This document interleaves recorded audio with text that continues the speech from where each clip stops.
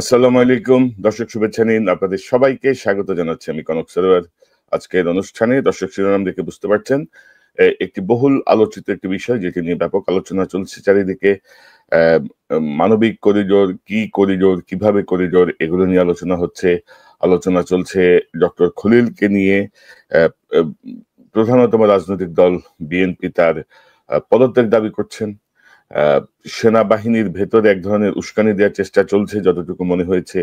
দেশের জনগণকে বিভ্রান্ত করার চেষ্টা চলছে, যে করিডোরটা সার্বভৌমত্বের প্রশ্ন টেনে আনা হচ্ছে, আহ নিরাপত্তার প্রশ্ন টেনে আনা হচ্ছে। তো সব মিলিয়ে এই বিষয়টি নিয়ে কথা বলতে আজকে আমার সঙ্গে যোগ দিচ্ছেন ঢাকা বিশ্ববিদ্যালয়ের অবসরপ্রাপ্ত অধ্যাপক শাহিদুজ্জামান, আন্তর্জাতিক সম্পর্ক বিশ্লেষক। স্যার, আপনাকে স্বাগত জানাচ্ছি আজকের অনুষ্ঠানে। সব মিলিয়ে স্যার, বাংলাদেশ কোন দিকে যাচ্ছে, বা এই যে সার্বিক যে পরিস্থিতি, ডক্টর ইউনূসের পদত্যাগের কথা, আবার সরে আসা। বাট স্যার, আমি কিন্তু কিছু দাবির সাথে একমত রাজনৈতিক দলগুলোর, যে কিছু উপদেষ্টাকে অবশ্যই সরাতে হবে। মানে যে 23 জন, তার মধ্যে মিনিমাম 15 জনকে ফেলে দিয়ে নতুন করে সাজাতে হবে, নাহলে ডক্টর ইউনূস তার অ্যাচিভমেন্টে যেতে পারবেন না। আর শুধু করিডোর বলতে বোঝায় যে, যেটা আমি কিছুক্ষণ আগে বললাম, যে একটা যুদ্ধকালীন সময়ের যোগাযোগ প্রক্রিয়া। এখন বাস্তবতা হচ্ছে এই যে সেনাবাহিনী প্রধান খুব ভালো করেই জানেন যে আমাদের এই বেলায় তিনি সরাসরি অংশগ্রহণ করেছেন তার জিওসির মাধ্যমে। তিনি নিজেই তিনি কিভাবে তার দরবারে এটা বলতে পারলেন যে আমরা কিছু জানি না, আমাদেরকে না জানিয়ে এসব করা হচ্ছে করিডোর প্রশ্নে? এটার উদ্দেশ্য কি? এখন যেটা আমি বুঝতে পারি, এখানে there will be no corridor. She is throwing something out of the blue. এবং একটা দায়িত্বশীল সেনাবাহিনী প্রধান এই কথা কিভাবে বলতে পারে? এখন আমি একজন আন্তর্জাতিক নিরাপত্তার ছাত্র হিসাবে প্রশ্ন করতে পারি যে তার ইন্টেনশনটা কি।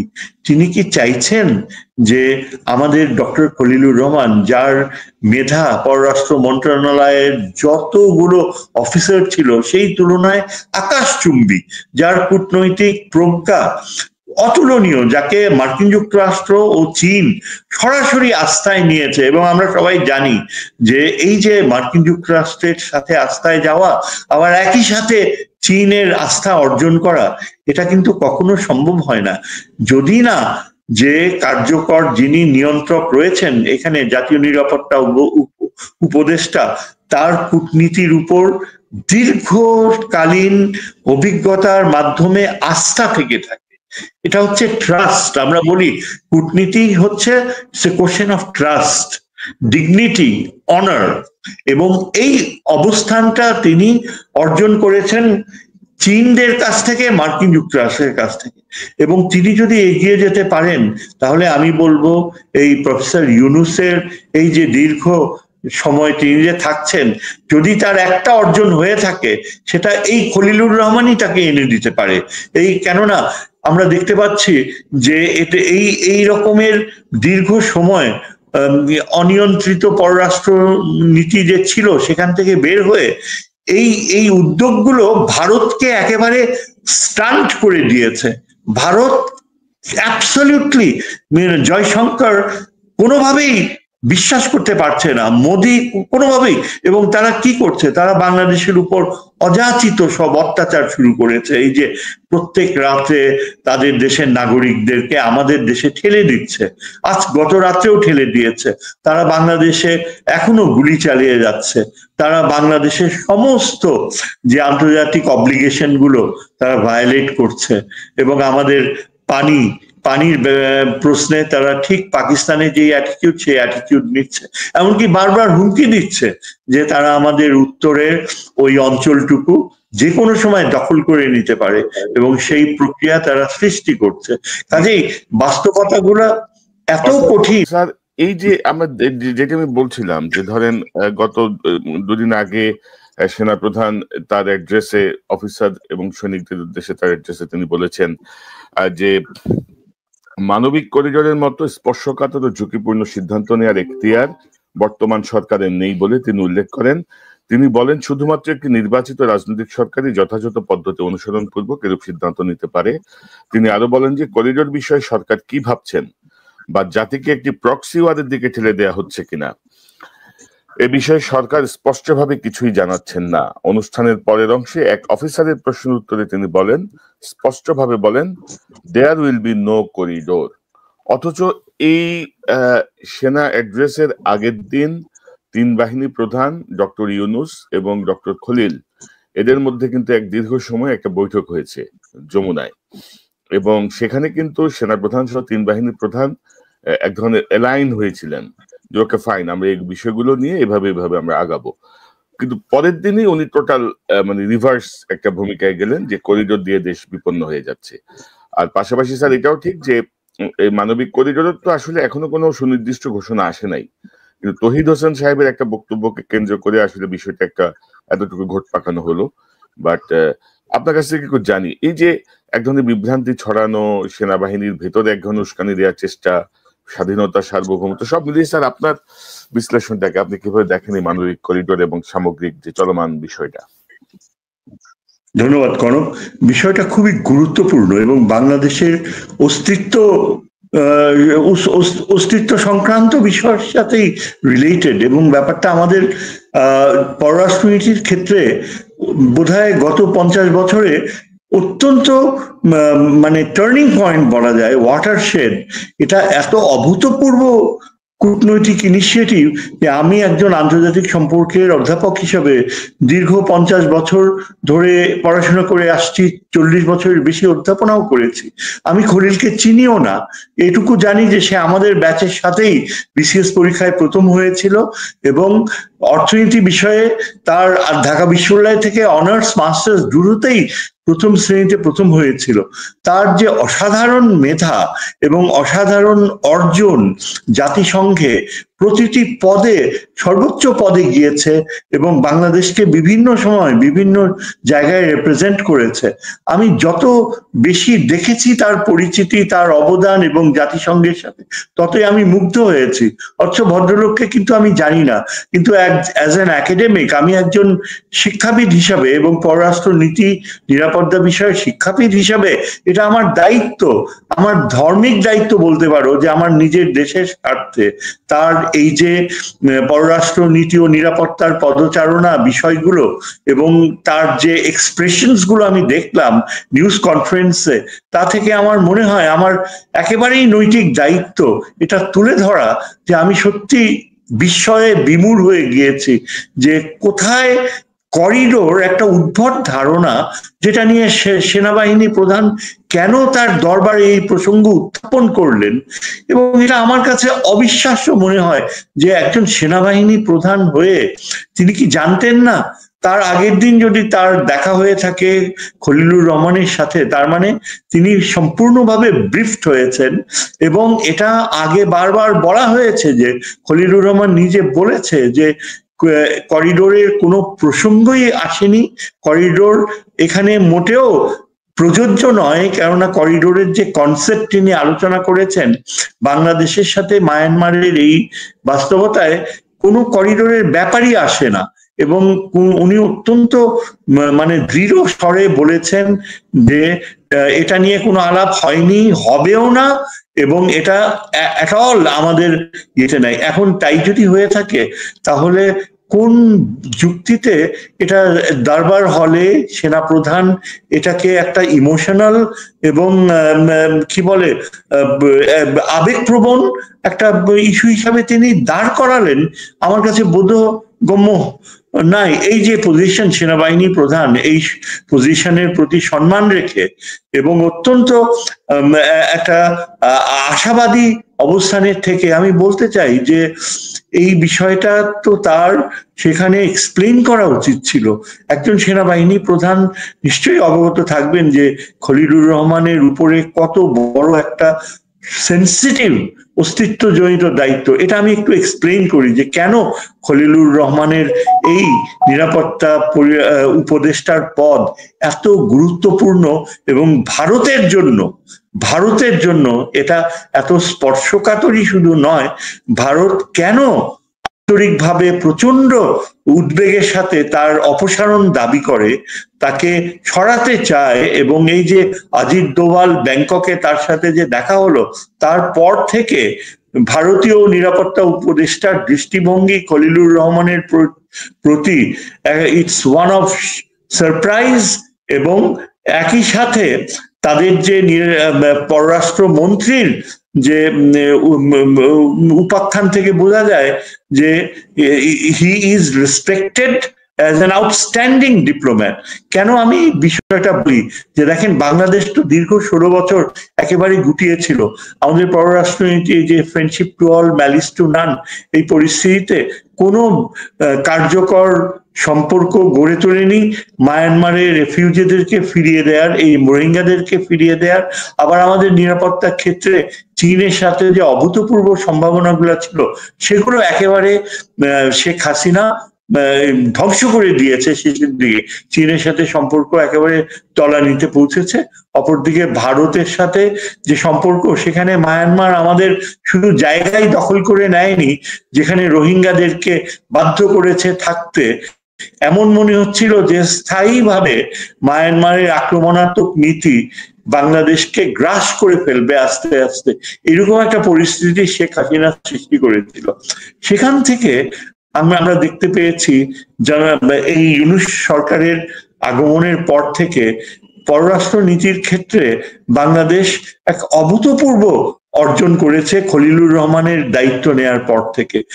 ডক্টর খলিল যে মার্কিন যুক্তরাষ্ট্রের নিরাপত্তা উপদেষ্টাদের সাথে যে আলোচনাগুলো করেছেন, দীর্ঘকালীন আলোচনা, তাতে যেটা অন্য কেউ কোনো অতীত পররাষ্ট্র মন্ত্রী বা অ্যাডভাইজার অর্জন করতে পারেনি, সেটা তিনি অর্জন করেছেন। সেটা হলো যে তার দীর্ঘকাল জাতিসংঘে চাকরি করার ফলে তার যে যোগাযোগগুলো সৃষ্টি হয়েছে, তারই ফলন হিসাবে মার্কিন যুক্তরাষ্ট্রের নিরাপত্তা উপদেষ্টা অফিস তার উপর পূর্ণ আস্থা রাখলো। মার্কিন যুক্তরাষ্ট্র বার্মা অ্যাক্টকে আবার নতুন করে প্রয়োগ করার বাস্তবতা সৃষ্টি করলো এমন একটা সময়ে, যখন ট্রাম্প প্রেসিডেন্ট হয়ে ভারতের পক্ষে প্রচুর সমর্থন দেয়া আশা রেখেছিল ভারত।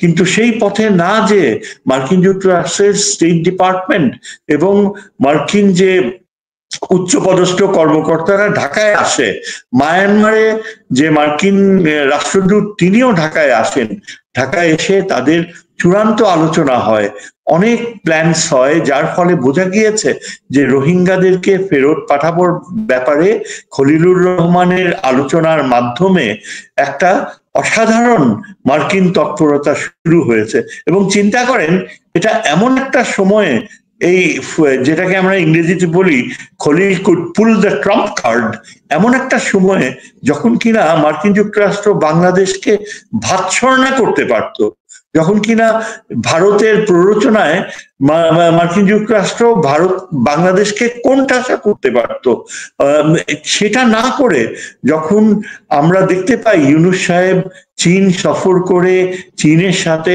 বাংলাদেশের সম্পর্ককে এক প্রচন্ড উচ্চতর মাত্রায় নিয়ে গেল, সেখানেও খলিলুর রহমানের ব্যাপক অংশগ্রহণ ছিল।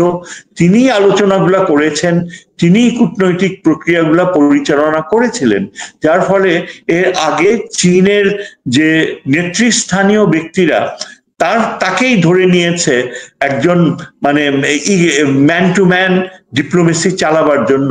যে কারণে প্রথমত চীনের সরকার বাংলাদেশকে আশ্বস্ত করলো যে বাংলাদেশের সভরিনটি, সার্বভৌমত্ব যদি কখনো হুমকির মুখে পড়ে, চীন তার পাশে দাঁড়াবে। চিন্তা করেন, এই ধরনের শক্তিশালী কমিটমেন্ট শুধুমাত্র চীন একটা মিত্র দেশকেই দেয়, এমন মিত্র যার জন্য সে যুদ্ধে দাঁড়াবে পাশে। সেই মিত্রতা খুব কম দেশের সাথেই চীনের রয়েছে এবং সেই লিস্টে বাংলাদেশ ইনক্লুডেড হয়েছে। চীনের এই ঘোষণার পরে আপনি চিন্তা করে দেখেন যে খলিলুর রহমান মার্কিন যুক্তরাষ্ট্রকে ডিল করেছে, মার্কিন নেতৃত্বকে একটা বড় অংশ স্টেট ডিপার্টমেন্টের ঢাকায় এনে এমন একটা প্রক্রিয়া শুরু করেছে যেখানে তিনি মিডিয়াকে যতদূর জানিয়েছেন, যদিও এখানে একটা গোপনীয়তা থাকার কথা এই ধরনের সেন্সিটিভ সামরিক বিষয়ে, কিন্তু তারপরও খলিলুর রহমান সাহেব মিডিয়াকে প্রাণান্তর চেষ্টা করে তুলে ধরেছেন যে আমাদের সাথে এমন একটা সম্পর্কের উদ্বেগ হয়েছে যে যেখানে জাতিসংঘ আমাদের উপরে যে আস্থা রেখেছে মায়ানমারে খাদ্যশস্য পৌঁছে দেবার, সেটাই শুধু ঘটছে না, আমরা এমন একটা পরিস্থিতির দিকে যাব এবং আরাকান আর্মির সাথে ভবিষ্যতে এমন একটা সম্পর্ক গড়ে উঠবে যার ফলে আরাকান আর্মি ও মায়ানমারের যারা এখন আরাকানে রয়েছে কর্তৃত্বে তারা সসম্মানে রোহিঙ্গাদেরকে ফেরত নিয়ে যাবে। এবং এই আরাকান আর্মি থেকে এই ধরনের যে চিন্তাধারা আগে কি কখনো প্রত্যাশা করেছিলাম? কয়েক মাস আগেও কিন্তু মায়ানমারে তো গৃহযুদ্ধ চলছিল আর আরাকান আর্মি অত্যন্ত কি বলে রোহিঙ্গাদের ব্যাপারে একেবারে ডিসইন্টারেস্টেড ছিল। সেই আরাকান আর্মি এখন তারা এই যে বাংলাদেশের উপর নির্ভরশীলতার বাস্তবতা, সেখানে তারা দেখতে পেয়েছে যে বাংলাদেশের সাথে নির্ভরযোগ্য সম্পর্ক ছাড়া আরাকান আর্মি কোনো বৈধতা পাবে না আন্তর্জাতিক জগতে। জাতিসংঘের সেক্রেটারি জেনারেল আরাকান আর্মির সাথে যোগাযোগ করার যে প্রস্তাব বাংলাদেশকে রেখেছে, এর মাধ্যমে আরাকান আর্মি কিন্তু জাতিসংঘের স্বীকৃতি পেতে যাচ্ছে। খলিলুর রহমান এমন একটা পরিস্থিতি সৃষ্টি করেছে যে আরাকান আর্মির অস্তিত্ব, ভবিষ্যৎ এবং নিয়ন্ত্রণ করা সম্পূর্ণ ভেস্তে যেতে পারে যদি সেখানে যেটা টাটমাডা করেছে ফেমিন কন্ডিশনস যদি প্রিভেইল করত। এবং এই ফেমিন কন্ডিশনস এখন যদি এভাবে প্রিভেইল করে তাহলে রাখাইন জনগোষ্ঠী একটা নির্মম বাস্তবতায় পড়বে। এবং টাটমাডাও যে প্ল্যান করেছে আইসোলেট করে আরাকান আর্মিকে না খাইয়ে রাখাইন পপুলেশনকে মারবে, এই যে জেনোসাইডাল প্ল্যান, এটা বাস্তবায়িত হলে আরাকান আর্মি কোথায় যাবে? সেই পরিস্থিতি থেকে খলিলুর রহমানের আশ্বাসে আরাকান আর্মি একটা নির্দিষ্ট অ্যাটিটিউড ডেভেলপ করেছে, যার ফলে বাংলাদেশ আশা করতে পারে যে জাতিসংঘের সাহায্য প্রক্রিয়ার ফলে এবং ভবিষ্যতে জাতিসংঘের অন্যান্য সহযোগিতার ফলে এবং পাশাপাশি মার্কিন যুক্তরাষ্ট্রের বার্মা অ্যাক্ট প্রয়োগের মাধ্যমে আরাকান আর্মি বাংলাদেশের উপর এতখানি নির্ভরশীল হবে যে শুধু তারা রোহিঙ্গাদেরকেই ফেরত নেবে না, বাংলাদেশের সাথে তারা তাদের যে সমুদ্র সীমা, তাদের যে ভৌগোলিক রাজনৈতিক অবস্থান, তার সিংহভাগ তারা শেয়ার করবে বাংলাদেশের সাথে। এই জিনিসগুলা আমি একজন এই জিওপলিটিক্সের অধ্যাপক হিসাবে এই জিনিসগুলো আমি দেখতে পাচ্ছিলাম এবং প্রচন্ড আবেগের সাথে খলিলুর রহমানের সাকসেসের জন্য আমি অপেক্ষা করছিলাম যে এটা এগিয়ে যাবে। কিন্তু আমি হতাশ হয়ে গেলাম যে যেখানে সেনাবাহিনী প্রধান খুব ভালো করেই জানেন যে এখানে করিডোরের কোনো ব্যাপারই নেই, যেখানে তিনি তার যে জিওসি রয়েছেন রামুতে তার সাথে তার পূর্ণ যোগাযোগ রয়েছে এবং নিশ্চয়ই জিওসি যতখানি রোল প্লে করছে এই যে মার্কিন বাহিনী যদি সেখানে কোনো কিছু করে থাকে সেটা সম্পর্কে সেনাবাহিনী প্রধান সম্পূর্ণ অবগত এবং এই কার্যক্রম অলরেডি অনেক দূর এগিয়ে যাচ্ছে। আমরা তো যতদূর জানি আনঅফিসিয়ালি যে মার্কিন বাহিনী বাংলাদেশে একটা ওই অঞ্চলে একটা যে সহযোগিতার পথে এসেছে, এটা কিন্তু ভারতীয় টেলিভিশনও বারবার বলছে। সেখানে হয়তো অনেকটা কি বলে অ্যালিগেশন আনার ব্যাপার থাকতে পারে, কিন্তু এটা তো সত্যি যে আমাদের সেনাবাহিনী প্রধান পুরা সামরিক কার্যক্রমটা, জাতিসংঘ কার্যক্রমটা অবহিত। এবং আপনি যেটা বললেন ঠিক তার আগের দিনই কিন্তু খলিলুর রহমানের সাথে তিন বাহিনী প্রধানের সাক্ষাৎ হয়েছে, সম্পূর্ণ অবগত। এবং এটা খলিলুর রহমান মিডিয়াকে জানিয়েছে যে তার সাথে সেনাবাহিনী প্রধানের কোনো দূরত্ব নেই, তারা সম্পূর্ণ একটা একাত্মতা এবং অত্যন্ত আন্তরিকতার সাথে এই রোহিঙ্গা আরাকানের এই বিষয়টা ডিল করছে। সুতরাং এই প্রেক্ষাপট যদি আমরা ধরে নেই এবং এই ব্যাপারটার গুরুত্ব যদি আমরা অনুভব করি। জি বলেন। একটা বিষয় আমি অ্যাড করতে চাই যে করিডোর এবং মানবিক corridor, what is the difference between this? মানে করিডোর কি, মানবিক করিডোর কি? মানে মানে এটা নিয়ে কিন্তু আরেকটা ঘোট পাকানোর চেষ্টা চলছে যে মানবিক করিডোরের নামে অস্ত্র যাবে, এই হবে সেই হবে, এরকম একটা প্রপাগান্ডা কিন্তু আছে। দেখেন, এখানে মানবিক বলেন আর শুধু করিডোর বলেন, এখানে none of it is relevant. এখানে তার কোনো প্রাসঙ্গিকতাই নেই। কারণ খলিলুর রহমান সাহেব এটা ক্ল্যারিফাই করেছেন যে পররাষ্ট্র উপদেষ্টা করিডোর শব্দটা উচ্চারণ করার সাথে সাথেই তিনি আবার সেটা উইথড্র করে নিয়েছেন। এটা সেদিন খলিলুর রহমান সরাসরি মিডিয়াকে বলেছে। এর অর্থটা কি? এবং তিনি বারংবার এমফেসিস দিয়ে বলেছে যে করিডোর হচ্ছে যুদ্ধকালীন সময়ে একটা প্রক্রিয়া যেখানে যে বাহিনী এফেক্টেড হচ্ছে তাদের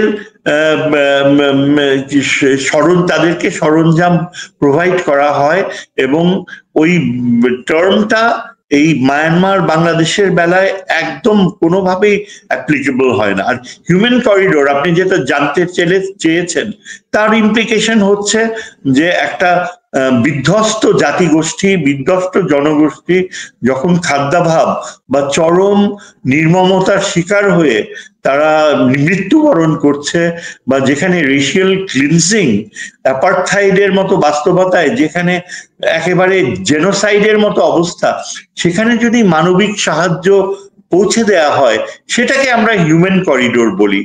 আর শুধু করিডোর বলতে বোঝায় যে, যেটা আমি কিছুক্ষণ আগে বললাম, যে একটা যুদ্ধকালীন সময়ের যোগাযোগ প্রক্রিয়া।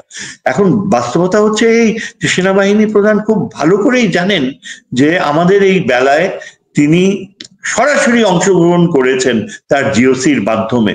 তিনি নিজেই তিনি কিভাবে তার দরবারে এটা বলতে পারলেন যে আমরা কিছু জানি না, আমাদেরকে না জানিয়ে এসব করা হচ্ছে করিডোর প্রশ্নে? আমি এটার উদ্দেশ্য কি? এখন যেটা আমি বুঝতে পারি, এখানে there will be no corridor. She is throwing something out of the blue. এবং একটা দায়িত্বশীল সেনাবাহিনী প্রধান এই কথা কিভাবে বলতে পারে? এখন আমি একজন আন্তর্জাতিক নিরাপত্তার ছাত্র হিসাবে প্রশ্ন করতে পারি যে তার ইন্টেনশনটা কি?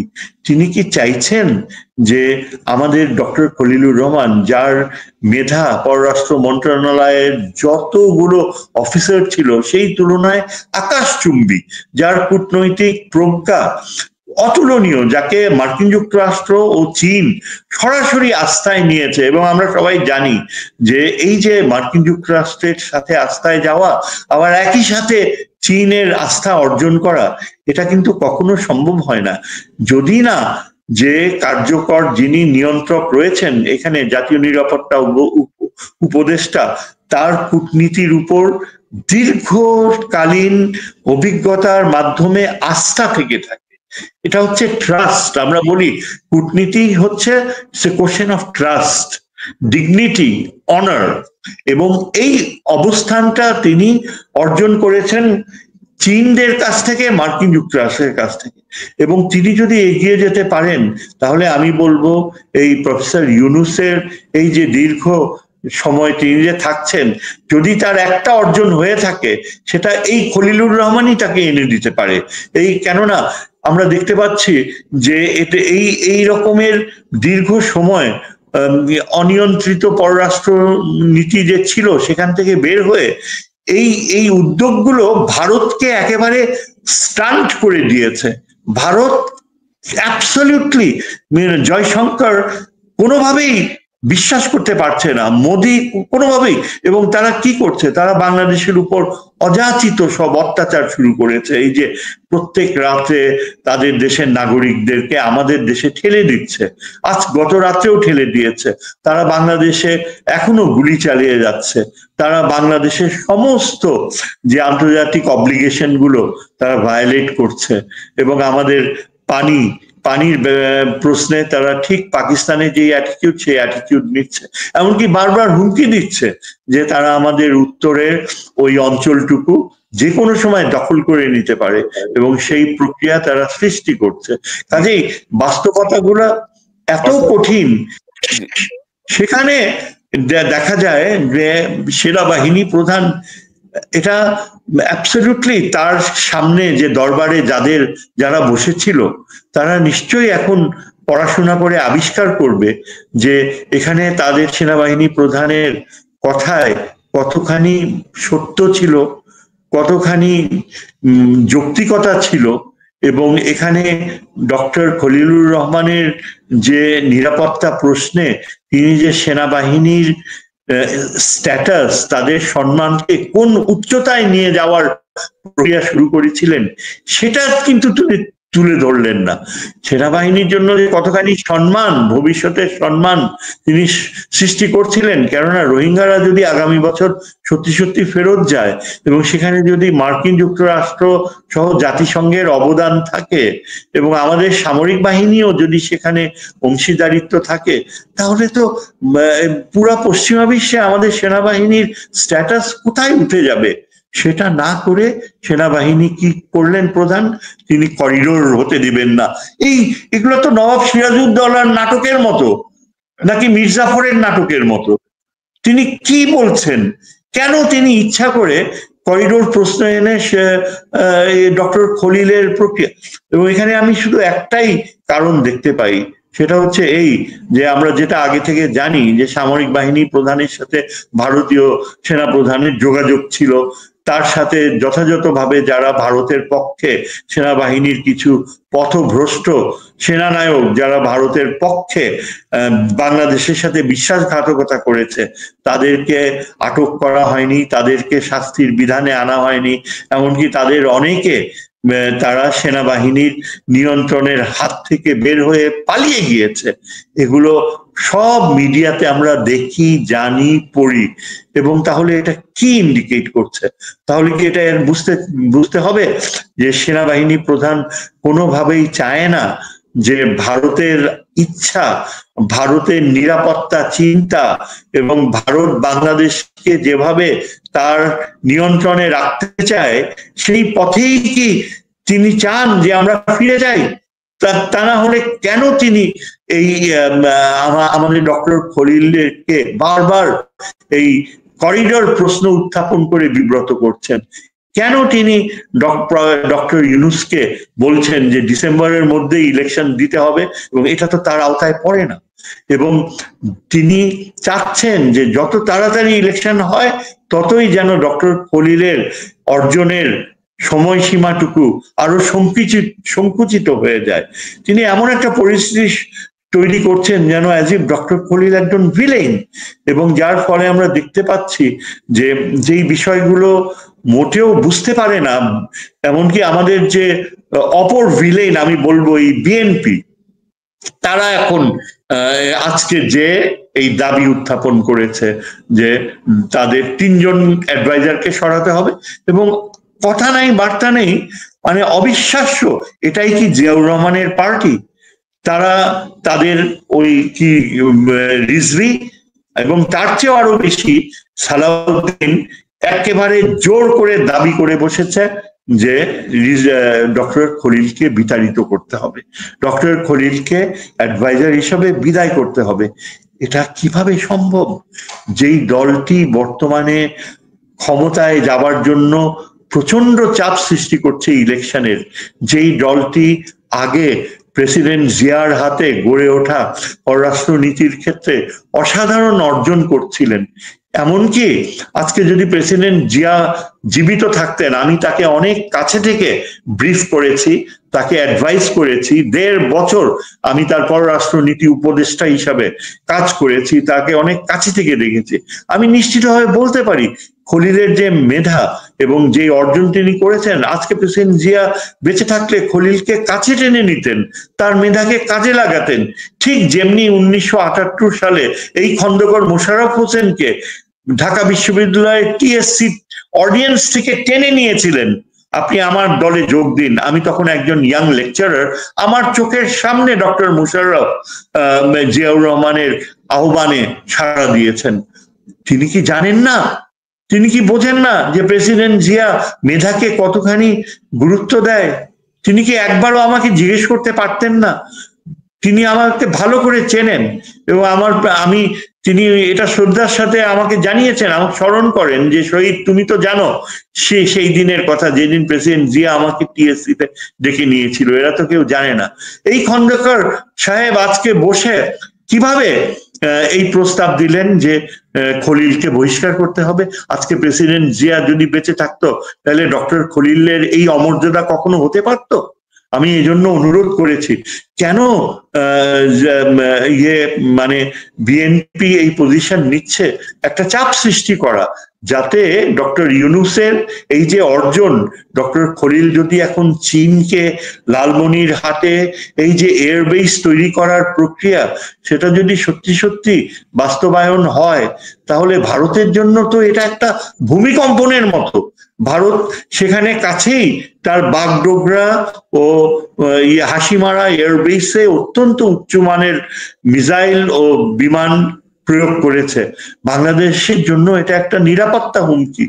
সেখানে আমরা যদি আমাদের লালমনিরহাটে আজকে চীনকে আমন্ত্রণ জানাই, সেটা সম্ভব হবে শুধুমাত্র ডক্টর ইউনূসের সম্মতি এবং ডক্টর খলিলের কূটনৈতিক কার্যকলাপ। সেই প্রক্রিয়াটাকে ভারত চায় ধ্বংস করে দিতে, ভারত চায় যেন সেটা না হয়।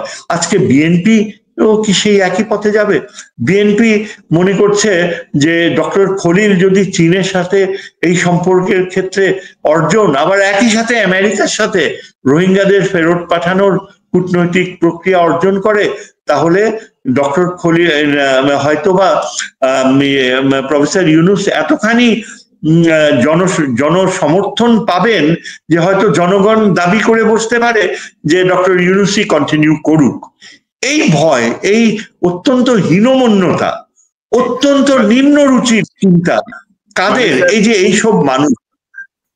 মানে স্যার মূল জায়গাটা যদি আমি এক লাইনে সাম আপ করি, যে মানে মূলত ভারতের স্বার্থ বিঘ্নিত হবে বা ভারতের যে আধিপত্য এই অঞ্চলে, বিশেষ করে বাংলাদেশের উপরে ভারতের আধিপত্য শূন্যের কোঠায় নেমে আসবে। এই জায়গাটার কারণেই আসলে ভারত সরাসরি কিছু করতে পারছে না, কারণ এখানে ইইউ যুক্ত, জাতিসংঘ যুক্ত, আমেরিকা যুক্ত। তো তারা এখন সওয়াল হয়েছে আমাদের কিছু সেনাপ্রধান সহ কিছু গুটি কয়েক অফিসার এবং প্রধানতম রাজনৈতিক দল বিএনপির কিছু নেতার উপরে। তো আমি স্যার দুটা প্রশ্ন আপনাকে একটু করতে চাই পাশাপাশি। একটা হচ্ছে, ডক্টর খলিল নিরাপত্তা উপদেষ্টার পদ পাওয়ার পরেই আসলে মূলত তার সঙ্গে এনিমিটিটা শুরু হয়। আমরা দেখি যে পুরাতন অনেক গল্প কাহিনী দিয়ে তাকে বিব্রত করার চেষ্টা হয়েছে, নানা রকম ঘটনা ঘটেছে। তো বলা হচ্ছে যে বেসামরিক ব্যক্তি নিরাপত্তা উপদেষ্টার পদ নিলে নাকি পারবেন না, সামরিক জ্ঞান নাকি লাগবে। কিন্তু আমি যতটুকু জানি বিশ্বের অত্যন্ত গুরুত্বপূর্ণ কমপক্ষে 50টি রাষ্ট্রীয় নিরাপত্তা উপদেষ্টা কিন্তু বেসামরিক ব্যক্তি। এবং এটা এই জায়গাটা একটু যদি একটু স্পষ্ট করেন যে ডক্টর খলিলের এই পদের যৌক্তিকতা এবং এক্স্যাক্টলি। হ্যাঁ, আপনি একেবারে ঠিক জায়গায় হাত দিয়েছেন। দেখেন, আমি এটাই বলতে চাচ্ছিলাম। দেখেন, ডক্টর খলিল যে বেসামরিক ব্যক্তি হয়ে জাতীয় নিরাপত্তা উপদেষ্টা হয়েছেন, এটাই কিন্তু সভ্য জগতে প্র্যাকটিস।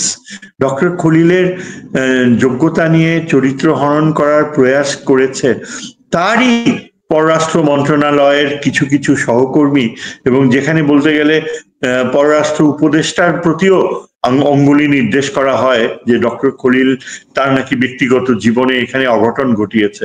আমরা জানতে পারলাম, দেখেন, নিউ ইয়র্কে সেদিন একটা সাক্ষাৎকারে দুইজন অত্যন্ত সম্মানীয় ব্যক্তি, একজন নিউ ইয়র্কে একজন প্রতিষ্ঠিত প্রবীণ ডক্টর, আরেকজন অত্যন্ত প্রতিষ্ঠিত যে ব্যক্তি ওইখানে থাকেন এবং একটা অত্যন্ত সম্মানিত পদে রয়েছেন দীর্ঘকাল।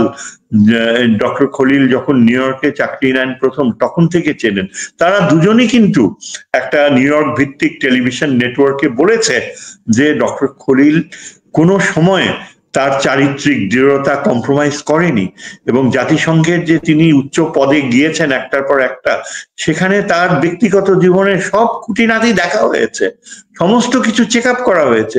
এবং যেই ডাক্তার সাহেব বলছিলেন তার ভেতরে যে কতখানি শক্তিশালী আবেগ কাজ করছিলেন, তিনি বললেন যে ডক্টর খলিলকে, এবং ওই লয়ার ভদ্রলোক যিনি ডক্টর খলিলকে চেনেন বললো যে আমি দীর্ঘ 30 বছর থেকে ডক্টর খলিলকে দেখে আসছি, তিনি একের পর এক জাতিসংঘের অত্যন্ত গুরুত্বপূর্ণ পদে বাংলাদেশের প্রতিনিধিত্ব করেছেন। তিনি তো বাংলাদেশের চাকরি ছেড়ে কোথাও যায়নি, এবং আরেকটা বড় কথা হচ্ছে তিনি অল থ্রু বাংলাদেশের পাসপোর্ট হোল্ডার ছিলেন, কোনোদিন তিনি দুই দেশের নাগরিকত্ব নেননি, যেটা কিনা এই যে আলী রিয়াজের রয়েছে, ওই ডক্টর মজুমদার কমিশন হেড, কই তাদের বেলায় তো কেউ কিছু বলে না।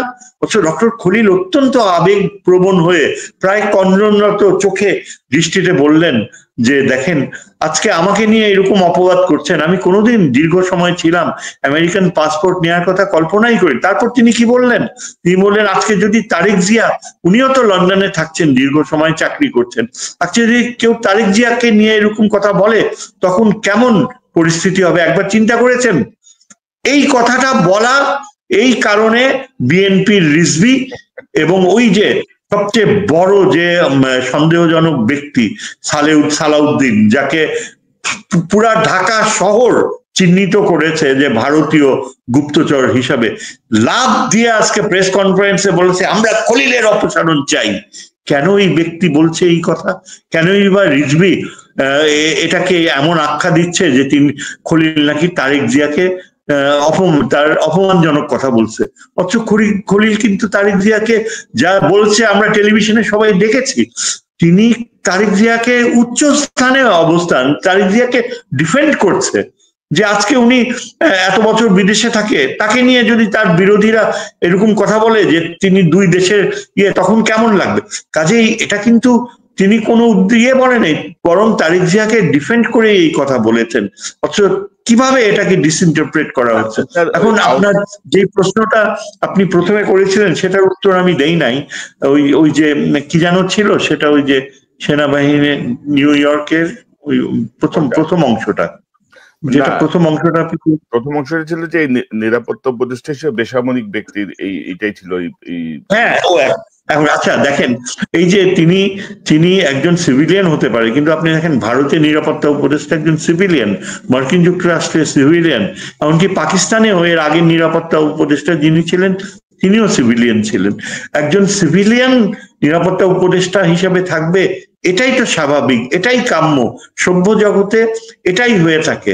আজকে বাংলাদেশে যদি সামরিক বাহিনী এটা মেনে নিতে না পারে, তাহলে বলতে হবে যে এখানে তাদের একটা ইনফেরিয়রিটি কমপ্লেক্স, এবং সামরিক বাহিনীর কোন অফিসারের এই যোগ্যতা রয়েছে নিরাপত্তা উপদেষ্টা হতে পারবে? খলিলের নখের কাছাকাছি কেউ আসতে পারবে? সামরিক বাহিনী প্রধান তো তার পুত্র তুল্য ডক্টর খলিলের। সামরিক বাহিনী প্রধান যে একটা মাদ্রাসা বা স্কুলের ছাত্র হিসাবে তার যে জ্ঞান ছিল এক সময় বাল্যকালে, তার সেটাই হচ্ছে তার খলিলুর রহমান এর সাথে তুলনা করলে তার অবস্থান। তিনি কি সেটা জানেন না? তিনি কি বোঝেন না যে কতখানি কঠিন বাংলাদেশের অস্তিত্বজনিত কূটনীতি? কিন্তু পুরো ব্যাপারটা কি আমি বলি যে তারা ইচ্ছা করে এই যে বেসামরিক, তাছাড়া সেখানে সামরিক বিষয়গুলো দেখার জন্য তো লেফটেন্যান্ট জেনারেল হাফিজ রয়েছে, খলিলুর রহমানের তো সময় নাই সামরিক বাহিনী বিষয়ে দেখাশোনা করার, তিনি তো সেখানে কখনো মাথা ঘামায় নাই। স্যার এখানে একটা আবেগের কথা বলি। আমাকে এক সেনা কর্মকর্তা বলছিলেন যে আপনি দেখছেন ডক্টর খলিলকে নিরাপত্তা উপদেষ্টার দায়িত্ব দিচ্ছে, একজন বেসামরিক লোককে এখন সেলিউট করতে হবে। তাই বললাম ডক্টর খলিল তো একজন যোগ্য লোক, তাকে সেলিউট করলে কি সমস্যা ভাই? তোমরা তো চুপ্পুতে সেলিউট করো না। চুপ্পুতে একটা চোর, প্রতিষ্ঠিত চোর, এসালামের সহযোগী, এটা তো প্রতিষ্ঠিত। খুবই চিন্তার বিষয় যে দেখেন এদের মানসিকতা কোন স্তরে নেমেছে, কিভাবে, কি উদ্ভট চিন্তা। তুমি ওরা বাংলাদেশের নাগরিক, তোমার পেছনে বেসামরিক মানুষের টাকায় তোমার অস্তিত্ব, তোমার বেতন, তুমি জাতিসংঘে যাচ্ছ, আজ পর্যন্ত কখনো তুমি সত্যিকারের যুদ্ধে অংশগ্রহণ করনি, যুদ্ধ হয়েও যাওনি, জাতিসংঘে যেটা করছো সেটা খুব ভালো কথা, কিন্তু একজন সামরিক বাহিনী অফিসার তো যুদ্ধে গেলে তার সত্যিকারের প্রফেশনাল কম্পিটেন্স বোঝা যায়। সেই তুলনায় তুমি জাতিসংঘে যা করছো সেটা তো দীর্ঘ সময় ব্যাপী একটা পুতুল খেলা। পুতুল খেলা করে তুমি মনে করো যে তুমি সামরিক যুদ্ধে যে তোমার উৎকর্ষতা প্রমাণ করার কোনো প্রয়োজন নেই? এটা হতে পারে? আর বেসামরিক ব্যক্তিকে তুমি স্যালিউট করবে না?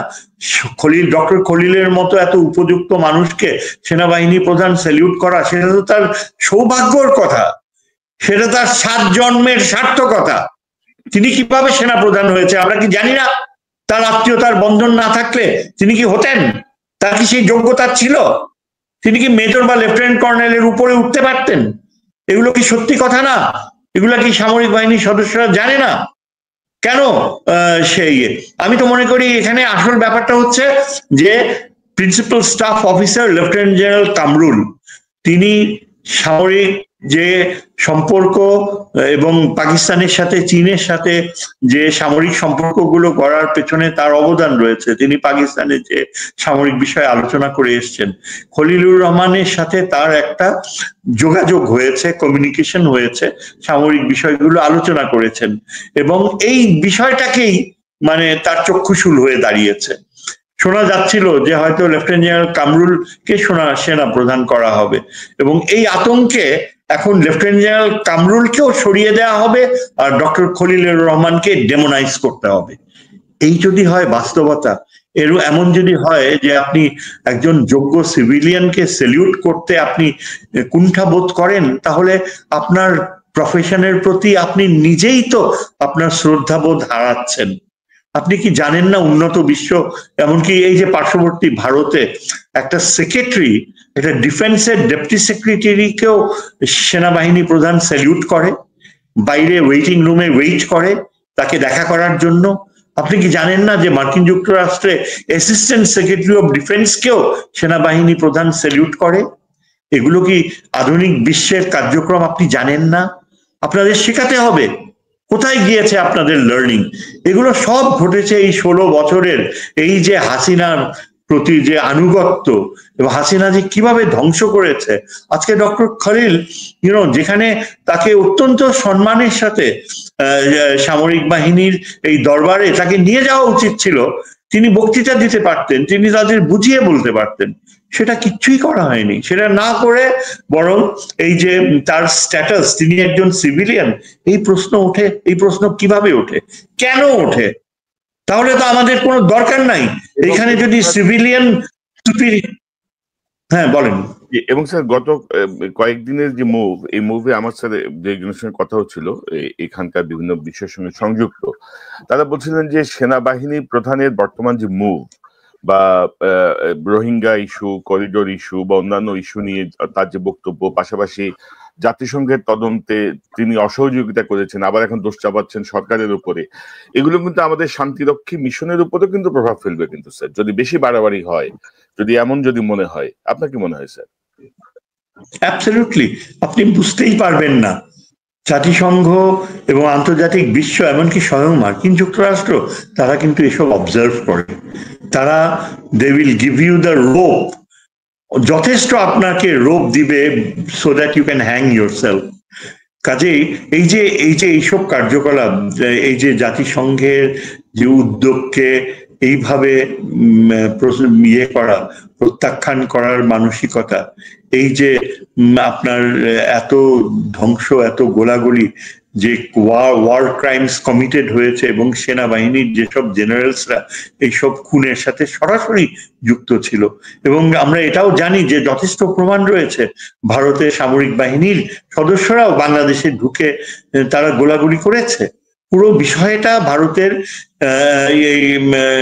অজিত দোভাল তারই নিয়ন্ত্রণে ছিল, এবং হাসিনাকে যে প্লেনে ফেরত পাঠানো হবে সেখানেও কিন্তু অজিত দোভালের সিদ্ধান্ত ছিল। এসব কিন্তু সব জানাজানি হয়েছে। এসব আন্তর্জাতিক ট্রাইব্যুনালে আসলে পুরো বিষয়টা আসবে এবং তখন আপনি কোথায় পালাবেন? কাজে এইখানে এই যে আপনার সংশ্লিষ্টতা, এটা বাংলাদেশের সেনাবাহিনীর জন্য অত্যন্ত ক্ষতিকর এবং এগুলো পূর্ণ বিচার হওয়া উচিত। আমি জানি আমাদের অত্যন্ত সাহসী, মেধাবী যারা চাকরিচ্যুত হয়েছে অনেক অফিসার, তারা বিচার পাচ্ছে না। তাদের মধ্যে একজন হাসান নাসের, ব্রিগেডিয়ার হাসান নাসির চৌধুরী রয়েছেন, তিনি প্রচন্ড পরিশ্রম করছেন, বিভিন্ন সেমিনার করে জাতীয় নিরাপত্তা নীতি, ভবিষ্যতে সামরিক বাহিনীর যে প্রফেশনালিজম কিভাবে ড্র করা যায়, এবং কর্নেল হাসনাইন নামে অত্যন্ত সাহসী বীর বিক্রম একজন অফিসার, যাকে বরখাস্ত করা হয়েছে, যাকে এখনো চাকরিতে ফেরত দেওয়া হয়নি, এই রকমের অফিসার এবং আরো অনেক অবসরপ্রাপ্ত অফিসাররা মানে অত্যন্ত ক্রুদ্ধ হয়ে, অত্যন্ত নিরাশ হয়ে দেখছে যে কিভাবে আমাদের এই ডক্টর প্রফেসর ইউনূসের সময় এই ব্যর্থতা। আমি তো বলবো এটা প্রফেসর ইউনূসের ব্যর্থতা। তিনি কেন প্রথমেই উদ্যোগ নেননি? তিনি কি জানতেন না প্রথমে, যখন এটা জানাজানি হয়ে গেল যে বুকে পাথর বেঁধে সেনাবাহিনী প্রধান এটা এই প্রফেসর ইউনূসের অ্যাপয়েন্টমেন্টকে অ্যাকসেপ্ট করছে, তখনই তো তার কার্যকর পদক্ষেপ নেওয়া উচিত ছিল। তখনই এই জায়গাতে ডক্টর ইউনূসের উদাসীনতা আছে অথবা ওনার অবহেলা আছে। আমরা কিন্তু আপনি জানেন যে আমরা প্রথম থেকে কিন্তু এই বিষয়গুলো ওনার নলেজে বারবার আনার চেষ্টা করেছি। হয় উনি জানেন না, অথবা ওনাকে জানতে দেওয়া হয়নি, অথবা উনি উদাসীন ছিলেন, যার কনসিকুয়েন্সেস আমরা এখন ফেস করছি। আমরা স্যার আরেকটা প্রসঙ্গে যে অনুষ্ঠানটা শেষ করব সেটি হচ্ছে যে আপনি যেটি বলছিলেন যে এই যে দেখেন চরিত্র হনন কিন্তু আওয়ামী লীগের একটা কালচার, কিন্তু চরিত্র হনন মানে আওয়ামী লীগের বিপক্ষে যে থাকে সবসময় তাকে মেলাইন করার জন্য চরিত্র হনন হয়েছে। আমাদের সশস্ত্র বাহিনীতে যত কর্মকর্তা চাকরিচ্যুত হয়েছেন বা যাকে যখন যেই মানে অপরাধীর চাকরিচ্যুত করা হোক, সাথে কিন্তু একটা নারী ঘটিত বিষয় যুক্ত করে দেওয়া হয়েছে যেন সেই বিষয়টা নিয়ে আর কোথাও কথা বলতে না পারে। ডক্টর খলিলের চরিত্র হননের চেষ্টা হয়েছে কিন্তু সেম তরিকায়। এবং একটা সহজ ব্যাখ্যা হচ্ছে 1/11 সময় যদি ডক্টর খলিল এরকম কোনো কিছুর সঙ্গে যুক্ত হন, পরবর্তী 16 বছর হাসিনা রেজিমকে তাকে ছেড়ে দিত। হাসিনা রেজিম তাকে তো আরো মেলাইন করার চেষ্টা করতো। তখন তো 16 বছর তো সময় গেছে, তাই না? এখন ওই চরিত্র খেলায় যাচ্ছে। তো সব মিলিয়ে স্যার বাংলাদেশ কোন দিকে যাচ্ছে, বা যে সার্বিক যে পরিস্থিতি, ডক্টর ইউনূসের পদত্যাগের কথা, আবার সরে আসা, বাট স্যার আমি কিন্তু কিছু দাবির সাথে একমত রাজনৈতিক দলগুলোর, যে কিছু উপদেষ্টাকে অবশ্যই সরাতে হবে। মানে 23 জন, তার মধ্যে মিনিমাম 15 জনকে ফেলে দিয়ে নতুন করে সাজাতে হবে, নাহলে ডক্টর ইউনূস তার অ্যাচিভমেন্টে যেতে পারবেন না। আপনার কাছ থেকে আমি একটু টোটাল একটা বিশ্লেষণ শুনে অনুষ্ঠান শেষ করবো। জি স্যার। আমি একেবারে আপনার সাথে একমত যে তার বেশ কিছু এই যে অ্যাডভাইজার্স যারা একেবারেই পারফরমেন্স ভালো হয়নি তাদেরকে রিপ্লেস করা উচিত। এমনকি আমি তহিদ, আমার বিষয়ে যিনি পররাষ্ট্র উপদেষ্টা তহিদ হোসেনের বিষয়ে আমার মানে তার সীমাবদ্ধতা সম্পর্কে আমার যথেষ্ট সন্দেহ রয়েছে। আমি ঠিক জানি না, বুঝতেও পারি না কি গুণে তাকে এই পররাষ্ট্রনীতি উপদেষ্টা করা হলো, কার ইচ্ছায়, কারা এর পেছনে ছিল। তিনি ঠিক মতো আমাদের বিষয়গুলোও বোঝে না। আজকে যদি আপনি দেখেন ডক্টর খলিল যদি না থাকে, তাহলে অ্যাবসলিউটলি হুমড়ি খেয়ে পড়বে আমাদের পররাষ্ট্র নীতির ক্ষেত্রে। এই যে মার্কিন যুক্তরাষ্ট্র ও চীন যে ভূমিকা রাখছে, আমরা আমার পররাষ্ট্র নিরাপত্তায় যে অসাধারণ পরিবর্তন আসছে, এগুলো সব হুমড়ি খেয়ে পড়বে যদি আজকে ডক্টর খলিল, এই যে এরা দাবি করছে বিএনপি আর এই সেনাবাহিনী প্রধানের যে অ্যাটিটিউড, খলিলকে যদি বাধ্য করা হয় চলে যেতে, তাহলে আমাদের ভারত একদম সাথে সাথে এই সুযোগ নিয়ে ভারত আবার তার আধিপত্য গড়ে বসবে বাংলাদেশকে। এবং এই ব্যাপারে প্রফেসর ইউনূসের কোনো চিন্তা ভাবনা নাই, কিংবা তিনি এই ব্যাপারে একেবারেই অজ্ঞ। তিনি তো একজন অর্থনীতিবিদ, অর্থনীতির ক্ষেত্রে তিনি যথেষ্ট অর্জন করেছেন। বাংলাদেশে এখন বৈদেশিক যে রিজার্ভ খুবই ভালো, এমনকি বিদেশে যারা থাকছে তারা ওয়ার্নিং দিয়েছে, এবং এই ওয়ার্নিংটা এই বিএনপি ও সেনাবাহিনী প্রধানের দিকে অ্যাড্রেস করেই বলা হয়েছে, যদি ডক্টর প্রফেসর ইউনূসকে কোনোভাবে সরানো হয় তাহলে সম্পূর্ণ রেমিটেন্স বন্ধ হয়ে যাবে। তার মানে বাংলাদেশের অর্থনীতি মুখ থুবড়ে পড়বে। প্রফেসর ইউনূসের সাথে বা ডক্টর খলিলুর রহমানের সাথে এই যে আপনারা সহজভাবে এই আচরণ করছেন, একবার রিয়েলাইজ করেন, আপনারা কি পারবেন তখন অর্থনীতিকে ঠেকাতে? কোথায় যাবে তখন সামরিক বাহিনী প্রধানের এই ঔদ্ধত্য? তিনি কি জানেন, তিনি অর্থনীতি বোঝেন? তার শিক্ষাগত যোগ্যতা কতটুকু যে তিনি দাবি করছেন ডক্টর খলিলের বিষয় নিয়ে এই যে মিথ্যাচার করছেন? কাজেই রেমিটেন্স বন্ধ হয়ে যাওয়া আগামী দিনগুলোতে প্রফেসর ইউনূস যদি যে আস্থা রয়েছে পুরা পশ্চিমা বিশ্ব মুখ ঘুরিয়ে নিবে, এবং এটাই ভারত চায়। ভারত চাইছে যে যুক্তরাষ্ট্র সহ সারা পশ্চিমা বিশ্ব যেন ডক্টর খলিলকে সরিয়ে ফেলার ফলে বাংলাদেশটাকে মুখ ঘুরিয়ে নেয়, এখানে যেন অ্যানার্কি সৃষ্টি হয় এবং আমাদের সেনাবাহিনী যেন মুখ থুবড়ে পড়ে, এবং সেই সুযোগে ভারত বাংলাদেশে সোজা একটা ডিভিশন পাঠিয়ে দখল করে নেবে। এটা পুরোটাই একটা ষড়যন্ত্র। আজকে যদি ডক্টর খলিল বা আমাদের প্রফেসর ইউনূসকে রিজাইন করা হয়, তাহলে ভারতের জন্য 6 মাসও সময় লাগবে না বাংলাদেশকে তার নিয়ন্ত্রণে নিয়ে আসতে। আবার সেই আগের মতো অজিত দোভাল এসে ঢাকায় সমস্ত কিছু বাঁধতে দেবে, এবং আমাদের পুরা অ্যাডমিনিস্ট্রেশন, অলরেডি অ্যাডমিনিস্ট্রেশনের ভিতরে প্রচুর মানে আওয়ামী পন্থীরা লুকিয়ে রয়েছে, তাদেরকে এখনো ক্লিন আপ করা হয়নি। আমাদের ইন্টেলিজেন্স সংস্থাগুলো এখনো নানাভাবে ডিস্টার্বড, কেননা এই সেনাবাহিনী প্রধানের কারণে রিফর্মস আনা হয়নি। ডক্টর ইউনূসের এটা একটা বড় ব্যর্থতা যে সেনাবাহিনী, সামরিক বাহিনীর রিফর্মসে তিনি হাত দেয়নি।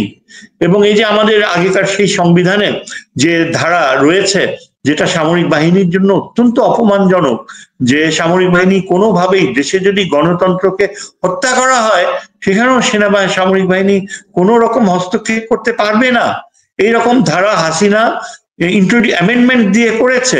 অথচ সেনাবাহিনী, সামরিক বাহিনী হচ্ছে সার্বভৌমত্বের প্রতীক। সামরিক বাহিনী হচ্ছে দেশের গর্ব। সামরিক বাহিনী অবশ্যই, যদি সুপ্রিম কোর্ট ফেইল করে, যদি জুডিশিয়ারি কোল্যাপস করে, তখন একমাত্র সামরিক বাহিনীর দিকেই কনস্টিটিউশন তাকিয়ে থাকবে যে দেশের গণতান্ত্রিক প্রক্রিয়া বা দেশের সার্বভৌমত্বকে সেই পথ বন্ধ করে দিয়েছে হাসিনা। আজকে কনস্টিটিউশনে কেউ এটা নিয়ে কথা বলতেছে না। আজকে স্বয়ং সামরিক বাহিনীও এই বিষয়ে নিশ্চুপ। এমনও ক্লজ ইনসার্ট করা হয়েছে যে সামরিক বাহিনী যদি কোনোভাবে ওই ফ্যাসিজম রোধ করতে হস্তক্ষেপ করত, তাহলে সেনাবাহিনী প্রধানকে নাকি মৃত্যুদণ্ডের মোকাবেলা করতে হবে। মৃত্যুদণ্ডের ভয় ঢুকিয়ে দেওয়া হয়েছে, এবং এই কারণে আমরা দেখেছি যে সারাটা সময় ইকবাল, জি আপনি স্যার হচ্ছে এই বিষয়গুলো একেবারেই আমাদের সংবিধানে এগুলো কারেক্ট করা হয়নি। কেন হয়নি? কেন এগুলো উত্থাপন করা হয়নি? আজকে এখানেই তো প্রফেসর ইউনূসের বড় ব্যর্থতা। তিনি এত দূরত্ব বজায় রেখেছেন সামরিক নিয়ন্ত্রণ থেকে, অথচ শত শত অফিসার যাদের অন্যায়ভাবে চাকরি চলে গিয়েছে, তাদের আবার চাকরি ফিরে পাওয়া উচিত। এই যে হাসনাইন, কর্নেল হাসনাইন। স্যার আমরা যখন এই বিষয়গুলো নিয়ে কথা বলি বা সেনাবাহিনী যখন কথা বলে, আপনি লাস্ট অফিসার এড্রেসও দেখবেন, বাংলাদেশের মিডিয়া এখনো পুরো নিয়ন্ত্রণে, তাদের মানে গোয়েন্দা সংস্থাদের নিয়ন্ত্রণে। এত কিছুর পরেও আপনি দেখবেন না বাংলাদেশের মিডিয়ায় কোনো আলোচনা হয়েছে, কেউ একটা কলাম লিখেছেন, কেউ একটা বিশ্লেষণ করেছেন, কোনো কিছু নাই। কিন্তু তো এখন ক্ষোভ এসে পড়েছে সোশ্যাল মিডিয়ার উপরে, বিশেষ করে আমাদের উপরে, যে আমরা নাকি স্যার সেনাবাহিনীর মূর্তি নষ্ট করতেছি। দুই একজন কর্মকর্তা, ডিরেইলড অফিসার, যাদের আনুগত্য হচ্ছে পার্শ্ববর্তী রাষ্ট্রের প্রতি, তাদের ব্যাপারে আমরা যখন কথা বলি, তা আমরা হয়ে যাচ্ছি সেনাবাহিনীর বিরুদ্ধে অবস্থান নিয়েছি। তো আমার মনে হয় যে জনগণ বোঝে, সাধারণ মানুষ বোঝে। আর স্যার এই মুহূর্তে আমি আগের একটা অনুষ্ঠানে বলেছি, ইতিমধ্যে ইউরোপীয় ইউনিয়ন কিন্তু স্যার বলে দিয়েছে যে সংস্কার এবং করিডোরের ব্যাপারে তারা পজিটিভ, কিন্তু তাদের একদম ক্লিয়ার অবস্থান জানিয়েছে। মার্কিন যুক্তরাষ্ট্র জানিয়েছে, তো জাতিসংঘ জানিয়েছে। তো আপনার কি মনে হয় যে কোনো পলিটিক্যাল গভর্নমেন্ট, এই ভারত, আমেরিকা, ইইউ, জাতিসংঘ সব মিলিয়ে বাংলাদেশের জন্য সবচেয়ে বেস্ট নেগোসিয়েশনটা তো পলিটিক্যাল পার্টির চেয়ে ডক্টর ইউনূস বেশি করতে পারার কথা, because of his international connections? আপনি কি মনে করেন? এই মন্তব্যটা নিয়ে আমরা করবো। এটা তো অ্যাবসলিউটলি আমরা দেখতেই পেয়েছি, দেখাই যাচ্ছে যে ইন্টারন্যাশনাল ইনস্টিটিউশন গুলো তারা কতখানি, ইউরোপিয়ান ইউনিয়নের প্রতিনিধি ঢাকায় এসে বলেছে যে এটা প্রফেসর ইউনূসের ইচ্ছা, তিনি রিফর্মস যতদিন চান রিফর্মস করে তারপর ইলেকশন দিবেন, এইরকম স্টেটমেন্ট দিয়েছে ইউরোপিয়ান ইউনিয়ন থেকে। কাজে এই যে পলিটিক্যাল পার্টিস গুলো যদি মনে করে যে তারা এই বিদেশের অন্যান্য দেশগুলোকে ব্যবহার করবে, মোটেও পারবে না। আজকে বিএনপি মারাত্মক ভুল করছে। কোন বৈদেশিক এমবেসি, আজকে বিএনপি ভারতের দিকে ঝুঁকে যাচ্ছে, কেননা কোনো ওয়েস্টার্ন নেশন, কোনো দেশ তাদের এই অবস্থানের প্রতি মোটেও সমর্থন পুষ্ট নয়, তারা কেউ বলছে না। এখন ভারত ইন্টারন্যাশনাল আন্তর্জাতিক সম্পর্কে নিজেই একটা ভিলেইনের অবস্থানে রয়েছে, অ্যাপারথাইড পলিসি ইয়ে করছে। ডক্টর খলিল যেটা বলেছে সেদিন নিউজ কনফারেন্সে, যে আরাকান আর্মি যদি ইনক্লুসিভ না হয়, যদি রোহিঙ্গাদের না নেয়, তাহলে বাংলাদেশ সরকার মনে করবে যে আরাকান আর্মি ইজ প্র্যাকটিসিং অ্যাপারথাইড। এইরকম অ্যাঙ্গেলে কেউ কি আগে বলতে পেরেছে? কার মেধা রয়েছে যে এইরকম ব্যাকফুটে ফেলতে পারবে আরাকান আর্মিকে? Arakan Army is practising apartheid, এবং এই অ্যাপারথাইডের অপবাদ দেওয়ার কারণে সাথে সাথে আরাকান আর্মি এখন তাদের দৃষ্টিভঙ্গি পাল্টাতে বাধ্য হচ্ছে। এই বুদ্ধিটা, এই মেধা তো আমাদের বাংলাদেশের পররাষ্ট্র মন্ত্রণালয়ের কারো ছিল না, ভবিষ্যতে থাকবে কিনা সেটাও বলতে পারি না। কাজেই প্রফেসর ইউনূস, আপনি যেটা বললেন, তিনি এমন কিছু কিছু মানুষকে এনেছেন, সত্যি কথায় ডক্টর খলিলের মতো আরো অন্যান্যরা যারা, তারা কিন্তু অসাধারণ গ্রহণযোগ্যতা পেয়েছে পশ্চিমা বিশ্বে। তারা এই জাপান সহ পূর্বের দেশগুলোতেও অসাধারণ ইয়ে, কিন্তু অ্যাট দ্য সেম টাইম তার কিছু অ্যাডভাইজার রয়েছে যারা একেবারেই নিকৃষ্ট মানের। কাজেই অতি উচ্চমান আবার অতি নিম্নমান, দুটারই সংমিশ্রণ। তবে এটা ঠিক যে আমাদের সেনাবাহিনী, সামরিক বাহিনীকে কোনোভাবে বিতর্কিত করা যাবে না। সামরিক বাহিনীর 98% মনে করি জনগণের সাথে রয়েছে। তারা বারবার প্রমাণ করেছে। অবসরপ্রাপ্ত সামরিক বাহিনীর অত্যন্ত যোগ্য মেধাবী যারা অবসরপ্রাপ্ত হয়েছেন, তারা বারবার বিভিন্ন মিটিংস, ফোরামসে যে তারা কনফার্ম করে যে আমরা সবসময় জনগণের পাশে ছিলাম, থাকবো। গুটি কয়েক ভারতীয় দালাল, এরা আমাদের সামরিক বাহিনীর সততা, যোগ্যতা এটাকে ধ্বংস করতে চাচ্ছে, ভারতকে পথ করে দিতে চাচ্ছে। কাজেই এটা কিন্তু আজকে তাদেরই দায়িত্ব যে তাদের গৌরব তারা যেন বজায় রাখে, তারা যেন জনগণের সাথে থাকে। প্রফেসর ইউনূসের হাত যত তারা শক্ত করবে, তত আন্তর্জাতিক বিশ্বে আমাদের দেশ অনেক সম্মান, গ্রহণযোগ্যতা পাবে। এবং সেই দিক থেকে চিন্তা করলে আজকে আগামী বছরের ভেতর যদি ডক্টর খলিল তার কার্যকারিতা চালায় এবং তাকে যদি এলিভেট করা হয়, তিনি যদি পররাষ্ট্র উপদেষ্টার পদে যান, আমি আশা করব যে বাংলাদেশের সাথে চীনের অসাধারণ সম্পর্ক গড়ে উঠবে, এবং তখন আমরা দেখব ভারত বাংলাদেশকে শ্রদ্ধার চোখে দেখছে। এখন বাংলাদেশ চাইছে বাংলাদেশকে ছুঁড়ে ফেলে দিতে, এবং কিছু কুলাঙ্গারের জন্য বাংলাদেশ ভারতের দ্বারা এইভাবে অপদস্থ হচ্ছে।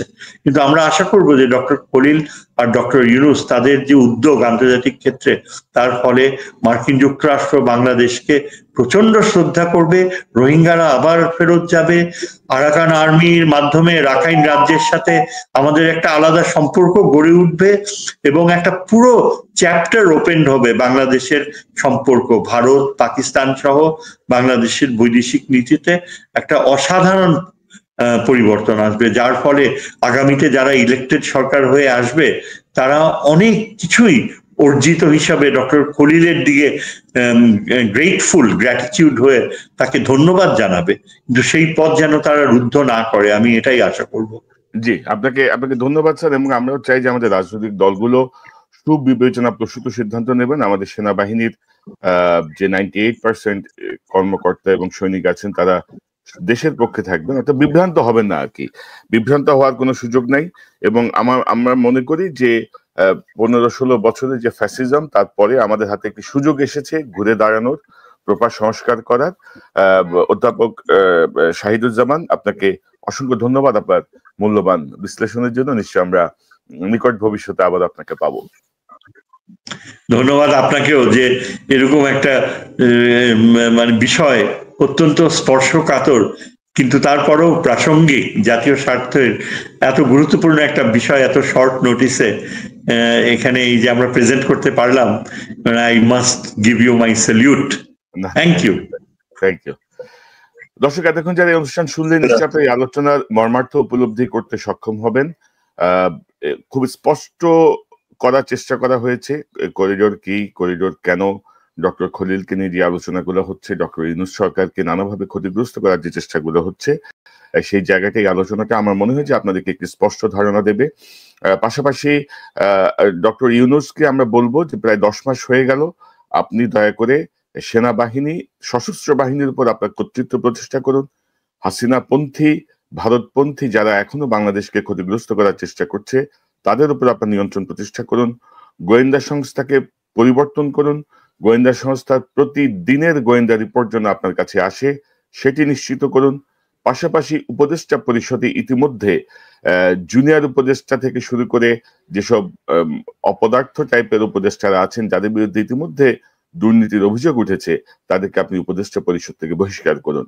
বিশেষ করে আমরা সাম্প্রতিক সময় দেখলাম উপদেষ্টা আসিফ মাহমুদের পিএস কে দুদক তলব করেছে, তার বিরুদ্ধে প্রায় 100 কোটি টাকার বেশি দুর্নীতির অভিযোগ আছে। তো পিএস কে ধরলে হবে না, যার স্বাক্ষরে এই দুর্নীতিগুলো হয়েছে তাকেও ধরতে হবে। অর্থাৎ নতুন দল পুরান দল বলে কোনো শব্দ নাই, ছাত্রদের দল বলেও কোনো শব্দ নাই। দুর্নীতি দুর্নীতি, এটার বিরুদ্ধে অবশ্যই আমাদের অবস্থান নিতে হবে। পাশাপাশি উপদেষ্টা পরিষদের ভেতরে কিন্তু ডক্টর ইউনূস আপনাকে ক্ষতিগ্রস্ত করার সকল উপাদান নিয়ে কমপক্ষে 10 থেকে 15 জন বসে আছেন, তাদেরকে বিদায় করুন। 111-এর সঙ্গে যুক্ত যেসব অপরাধী, তাদেরকে বিদায় করুন। না হলে কিন্তু সামনে সমূহ বিপদ। আমরা গত 10 মাস ধরে আপনাকে সহযোগিতা করার চেষ্টা করছি নানাভাবে, আপনি শুনেন বা না শুনেন, আমরা চেষ্টা করছি এবং আপনার উপরে সামনের দিনগুলোতে চাপ আরো বাড়বে। অর্থাৎ আপনাকে যে দায়িত্ব দেওয়া হয়েছে, বাংলাদেশের জনগণ আপনার উপর যে আস্থা রেখেছে, সেই আস্থা আপনাকে যথাযথভাবে পূরণ করতে হবে। এখানে কোনো আবেগের কোনো জায়গা নাই, এখানে কোনো ইফ নাই, বাট নাই, সবই ফুল স্টপ। এটা শেষ করেই আপনাকে যেতে হবে এবং যথাযথভাবে যেতে হবে। আর বিএনপি যদি শুভবুদ্ধির উদয় হয়, আমার মনে হয় যে এটি দলের জন্য ভালো হবে, দেশের জন্য ভালো হবে। দর্শক, এই চ্যানেলটি সাবস্ক্রাইব করে আমাদের পাশে থাকুন, এই চ্যানেলের মেম্বারশিপ নিয়ে আমাদের পাশে থাকুন। আবারও দেখা হবে ইনশাআল্লাহ। আসসালামু আলাইকুম।